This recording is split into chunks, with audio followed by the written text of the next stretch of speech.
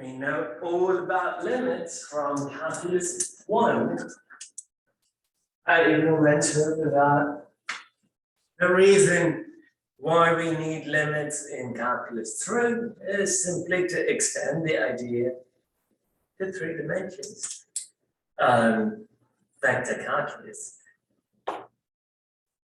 Lecture before last time, I mentioned that if you have a limit, or if you want to find a limit, you can just distribute it through. And we saw the reasoning behind it, because taking a limit would apply the limit to each component.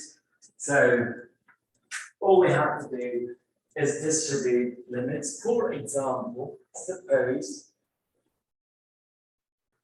I want to find the limit. What should the variable be? Now, in 2 dimensions, we would usually say x approaches this, x approaches that. Here is it t? T. Why t? Because that's the one you pick. That's the parameter.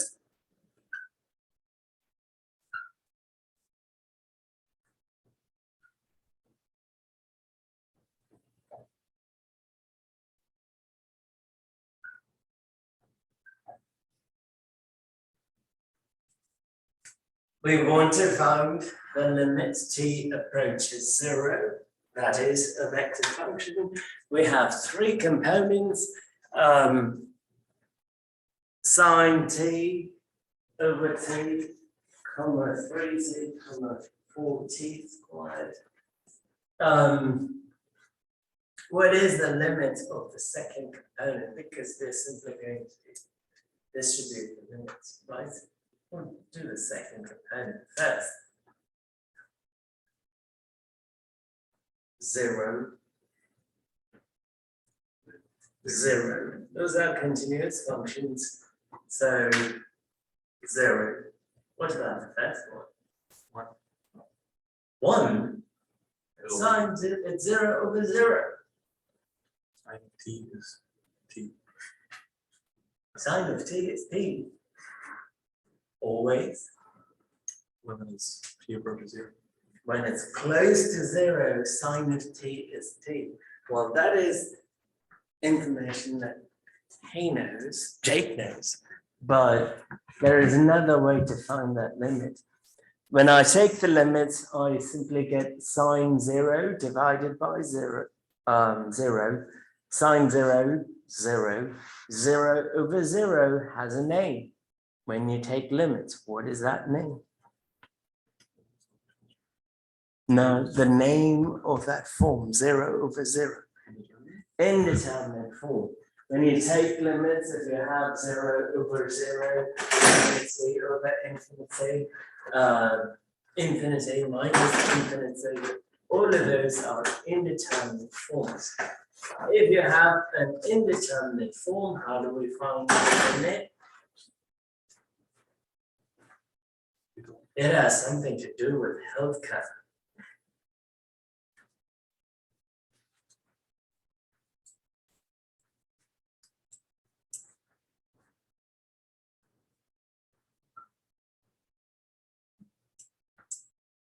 Lobthor's rule.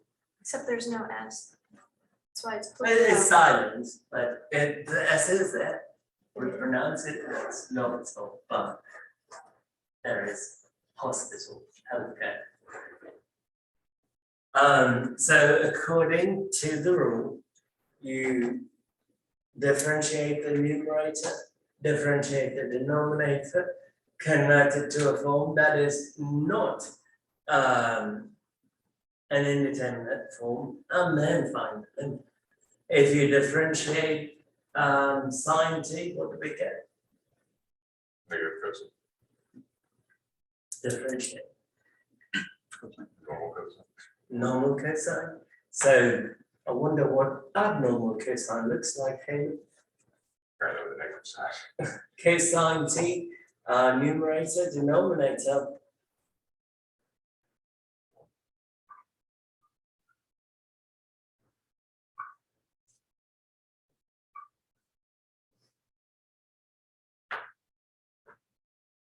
If you took the limit now, cosine 0 is 1.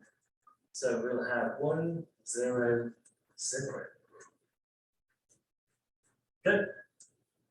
So in this case, the function would go to the point 1, 0, 0, or right on the x-axis. Good.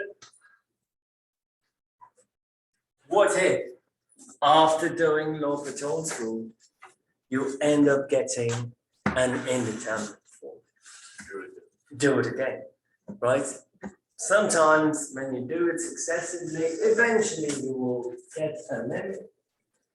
Other times you would have to use some sort of a trick. For example, if you have radicals, right, you need a trick in order to do right. In order to find the limit. So here we go.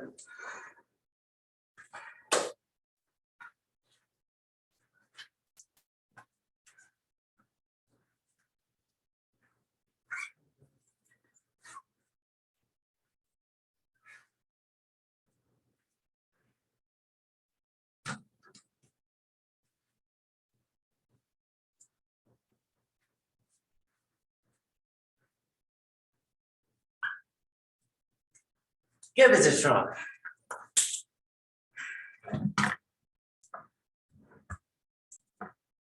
So, we want to take the limit, first one.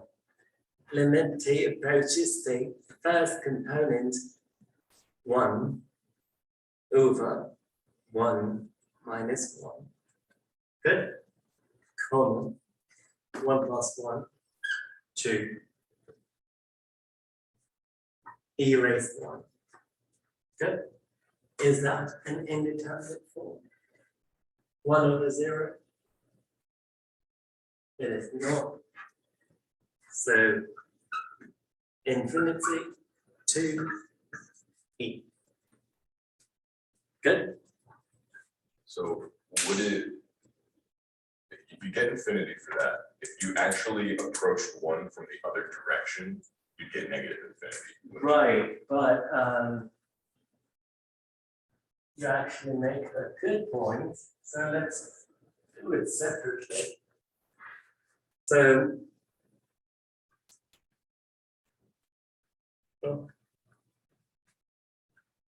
if I approach 1, should I go from the right hand side or left hand side? The right is also positive. The right, because we want the t to be positive. Yes, so you can plug in 3, you can plug in 2, you can plug in 2.5, you can plug in 1.5, and getting closer and closer to 1. As you come this way, it is going to drop down. Yes, so thank you for catching that. So from the right, when you take the limit, what would this be? Plus, Or how do we write it? Calculus 1. 1 plus. Agree? Limit from the right.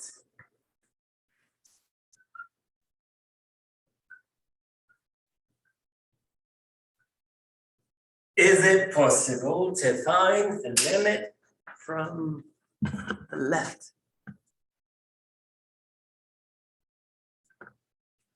Real number plane. So is it possible to find limit from the left? Or real number space r cubed? Should be. Should be?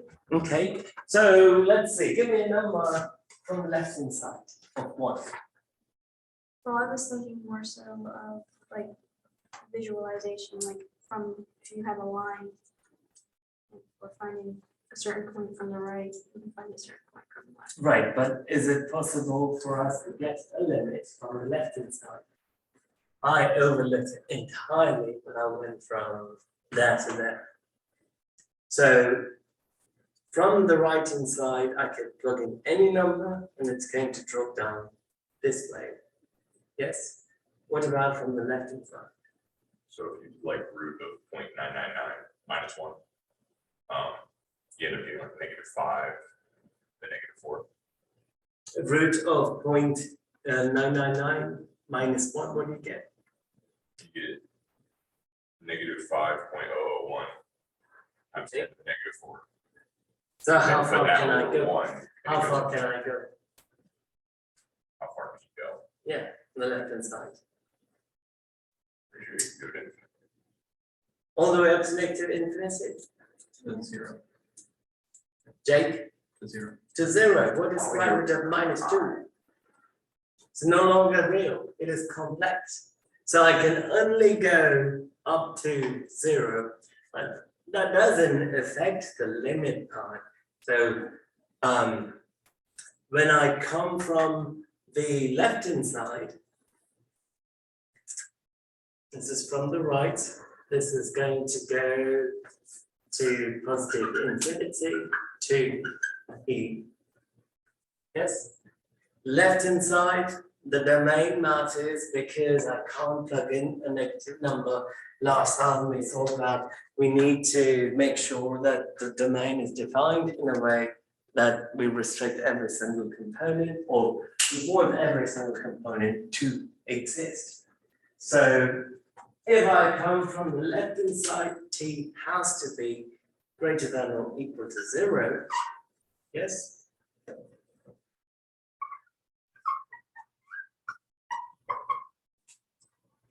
From the left hand side, this would be negative infinity.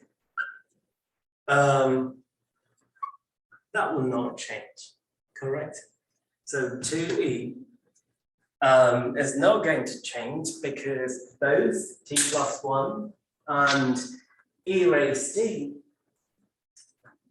are continuous functions. Good. What is the condition for a limit to exist?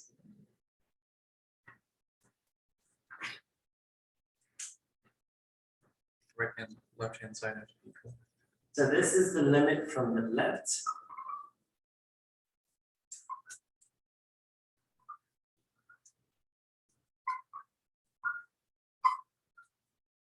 The limit of a function will exist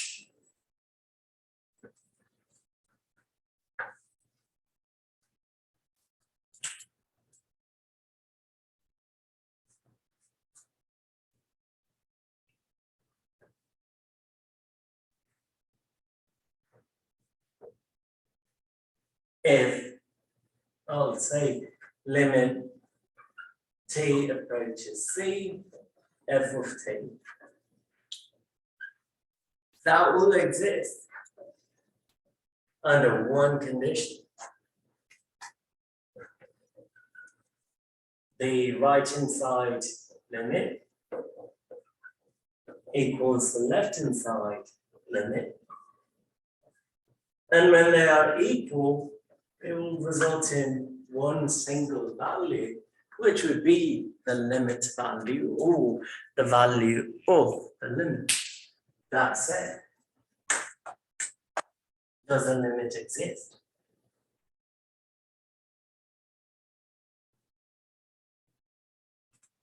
Kelly? I would say no. No. Limit is D and E.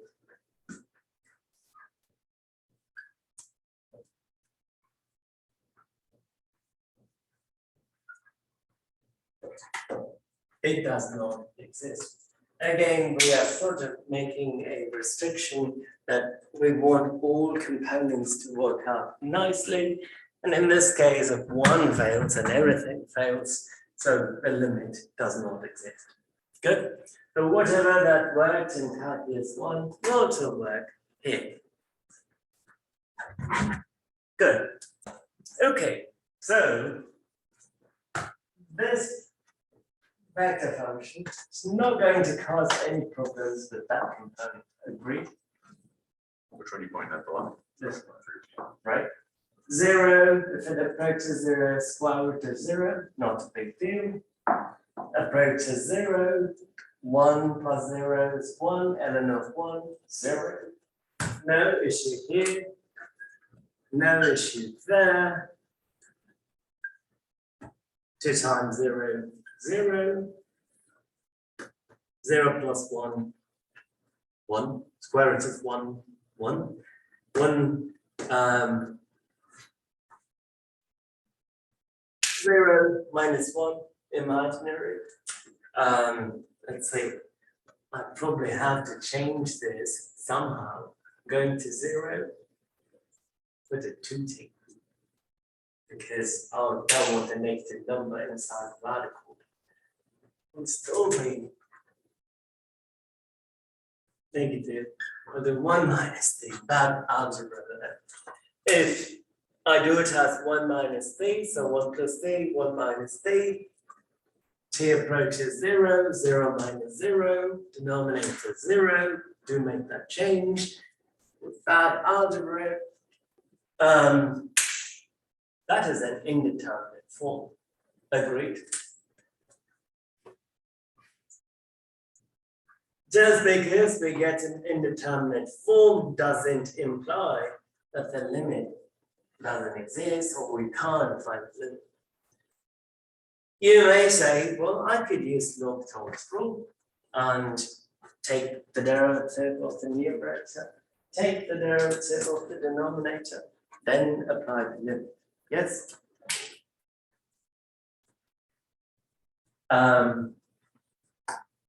Derivative of the numerator is 2. What is the derivative of the denominator? 1/2 t to the negative 1 half plus 1/2 t to the negative 1. Or you split the root. Okay, we can't split the root. But I could. But you're close. Okay. So denominator 1/2 square root of t plus 1. Yes. Minus 1/2 square root of 1 minus t. Good. Negative plus. Times minus 1. What rule did I use? Chain rule, right? I did it here also, but the derivative of t is just 1. But it didn't make a difference. So I will have 2 over, got to find the common denominator, 2 square root of 1 minus t minus square root of t plus 1. Good. Over the common denominator is simply square root of 1 minus t times square root of 1 plus t. T plus 1, 1 plus t, 1 and the same. Agree? What did you just do? Common denominator. Oh, you multiply bottom. Yeah. Put it to the top, okay. There should be a 2 that's in common. So I'm combining the 2 fractions, so I need a common denominator. The common denominator is this one. So when I did that, I got 2 square root of 1 minus t, 2 square root of t plus 1. I need a 4 there. Yes. That will go away. Split and multiply. Yes. So 4 square root, combine the roots, 1 minus t times 1 plus t. And I'm sure I can use FOIL and stuff, but I'm not going to waste my time because I know where this is going. You should too by now. When t approaches 0,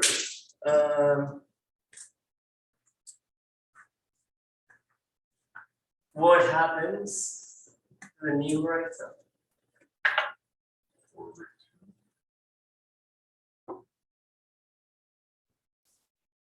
Come again? Is it 4 root 2? 4 root 2.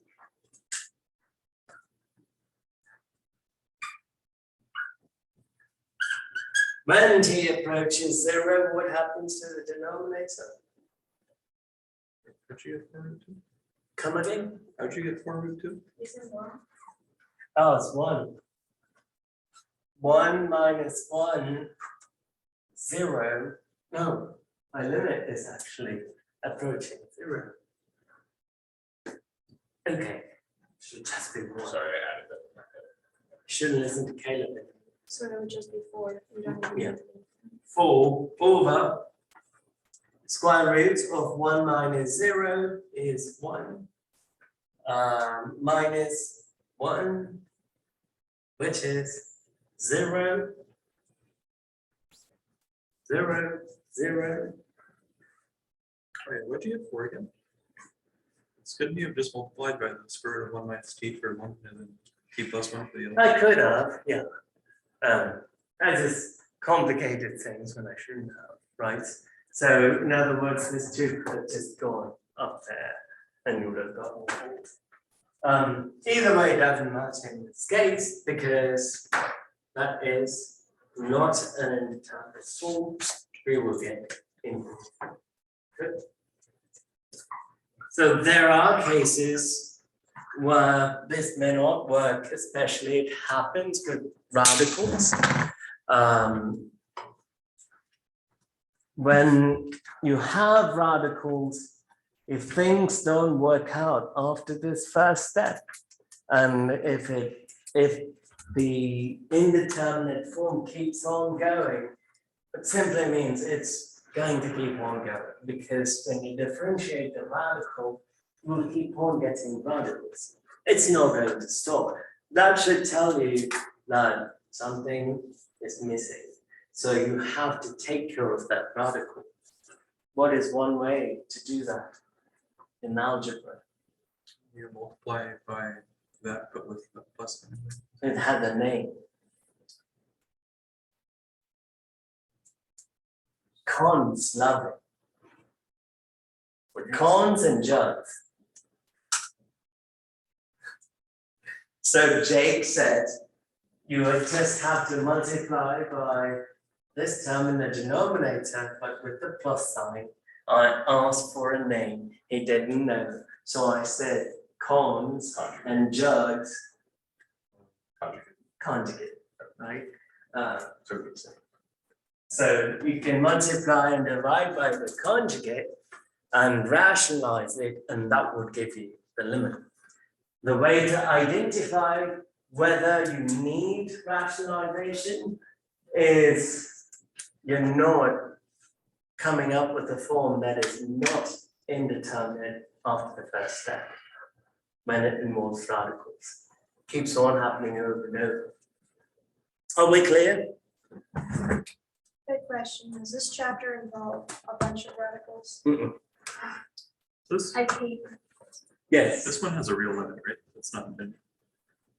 Does it have a real limit? I think I got 2. Yeah, it should have a real limit. It's not infinity, it is a special function. Just like sine t over t, I forgot. Now pick up your calculator. I want you to graph just the component 2t over square root of t plus 1 minus square root of 1 minus t.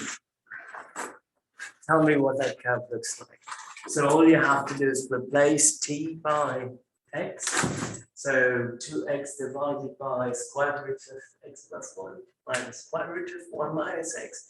And tell me what it looks like. So I get to explain it here. Yeah, I just, the one I had. Your guys' calculators graph this. So some cases you would need rationalization. This one does too. You won't see it here and you come up with the limit infinity 0, 0. But when you graph the curve, it's going to go like this, up 2. So this number is 2. How do we go from here to 2? Right? So sometimes you can realize it right away. Other times you need a calculator or do it using the tabular approach. This happens often with radical functions. Got to be careful. Hence the calculator.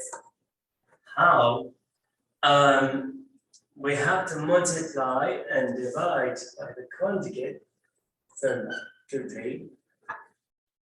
The conjugate of the denominator, square root of t plus 1 plus square root of 1 minus t.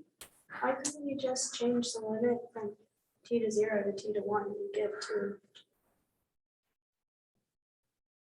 Will you get 2? Unless my mental math. He'll get 1. Root zero.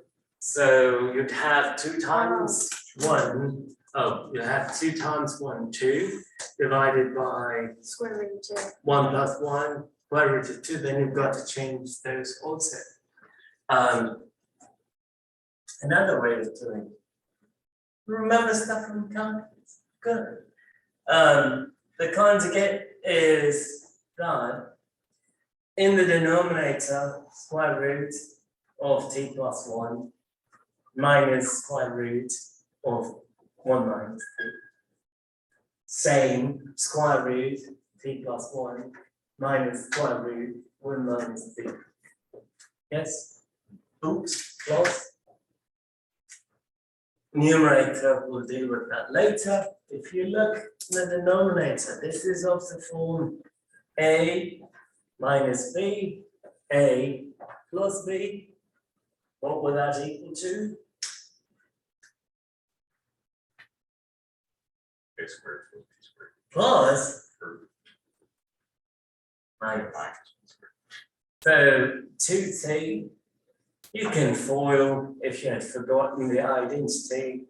It'll simply be a squared minus b squared. Square root of t plus 1 squared minus square root of 1 minus t squared. That right? Square root, those two will go away, those two will go away. So denominator, you'll have t plus 1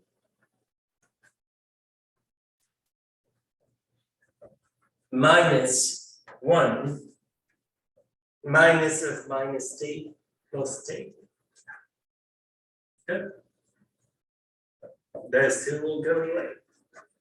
Numerator, I have a 2t, square root of t plus 1, square root of 1 minus t.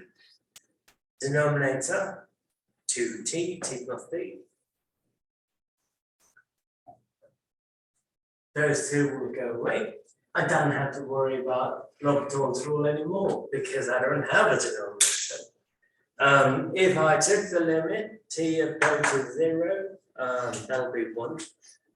0, 1, square root of 1 plus square root of 1, 2. Good. So this happens, as I said, with rational functions and radical functions, or rational functions involving radical functions. But a general or generic definition of a rational function uses or has a polynomial over a polynomial, right? I don't want to get too mathematical with this. Are we clear?